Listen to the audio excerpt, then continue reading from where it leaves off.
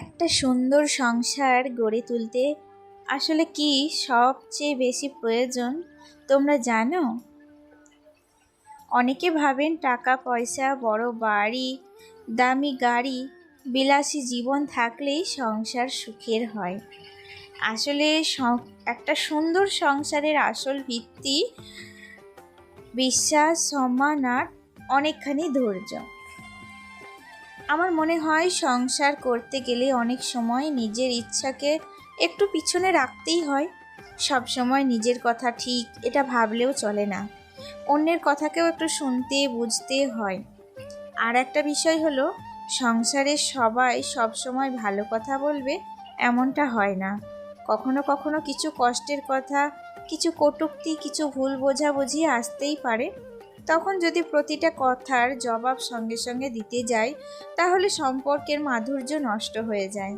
অনেক সময় চুপ করে থাকা, ধৈর্য ধরে পরিস্থিতিকে সামলানোই সবচেয়ে বড় বুদ্ধিমানের কাজ। হ্যাঁ, প্রথমে সব কিছু মানিয়ে নেওয়া খুব কঠিন লাগে, তবে ধীরে ধীরে সব কিছু নিয়ে এগিয়ে যেতে যেতে সব কিছু একদিন নিজের হয়ে যায়, আর সেই বাড়িটা নিজের বাড়ি বলেই মনে হয়।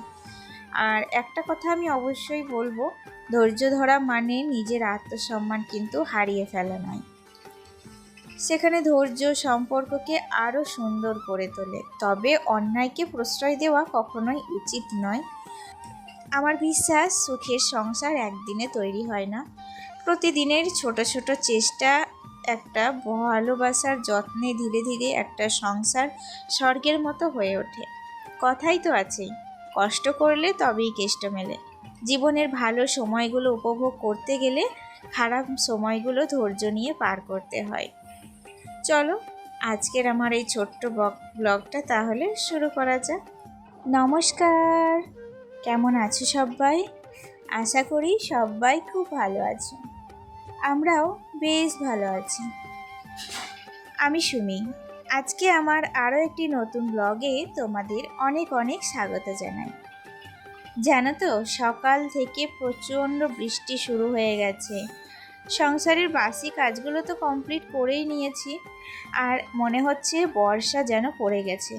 বৃষ্টির মধ্যে বাড়িতে মিস্ত্রির কাজ চলছে, প্রচণ্ড অসুবিধা হচ্ছে জানো।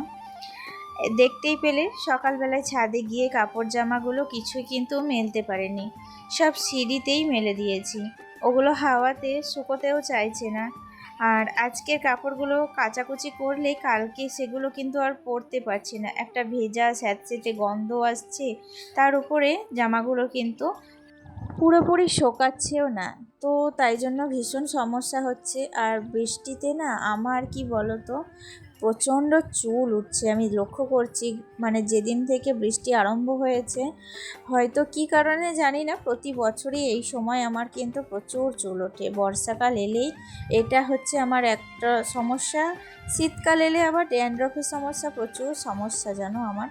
তো সমস্যা, তার সমাধানও আছে, বের করতে হবে। তবে এই বর্ষাকালে যতদিন বর্ষাকাল থাকবে, মানে পুজোর আগে প্রত্যেকটা চুল কিন্তু আমার উঠবেই। এটা কিন্তু একটা আমার প্রতি বছর হয়।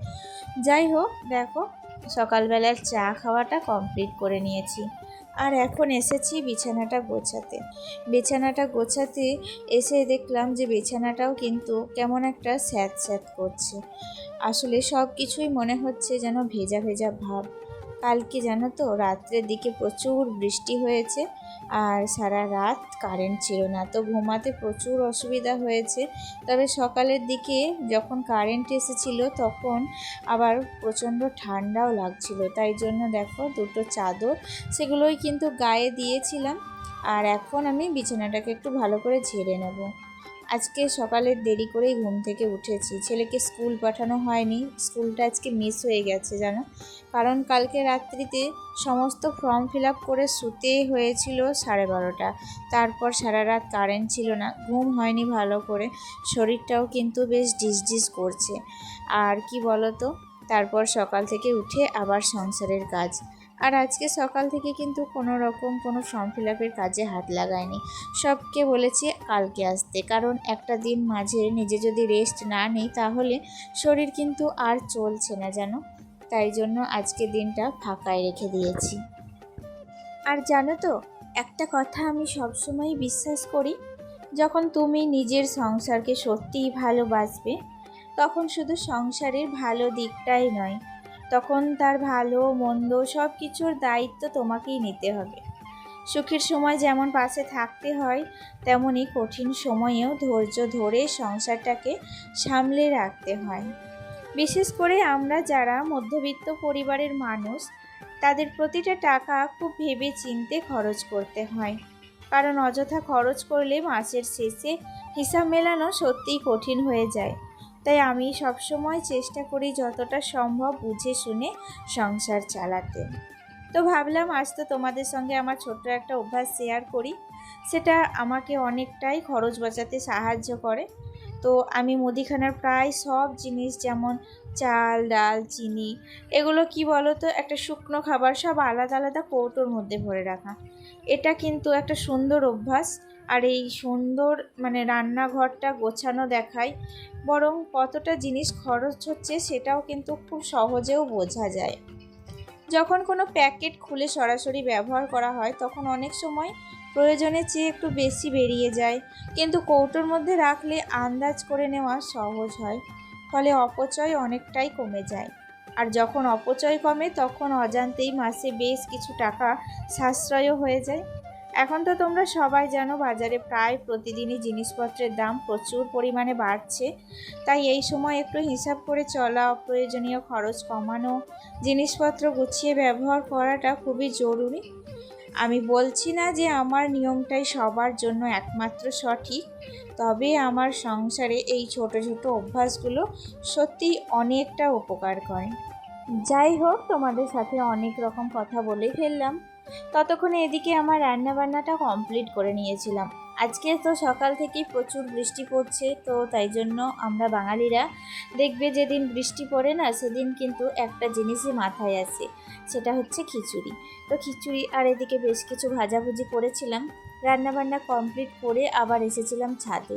আসলে কয়েকটা জামা কাপড় কি বলতো, একটু বেলার দিকে কাচলাম। এখন না বৃষ্টিটা একটু ছেড়েছে, সেগুলো একটু উল্টে পাল্টে দিচ্ছিলাম। আর আমার বিছানার বেড কভারটায় একটু জল পড়েছিল, তাই জন্য সেটাকে আরও ভালো করে কেচে এখন হাওয়ার মধ্যে একটু শুকোতে দিলাম। জলটা ঝরে গেলে তারপর আবার এটাকে নিচে নিয়ে যাব। জানি না আজকে শুকোবে কি না, আমার তো মনে হয় না যে আজকে শুকোবে। তবে কি বলো তো, এটা না কাঁচা থাকলে কালকে তো আবার নতুন করে একটু রোদে যদি হয় তো দিতে পারবো। তাহলে আজকের এই ছোট্ট ব্লগটি থাকলো, দেখা হচ্ছে নেক্সট ব্লগে। ভালো থেকো, টাটা।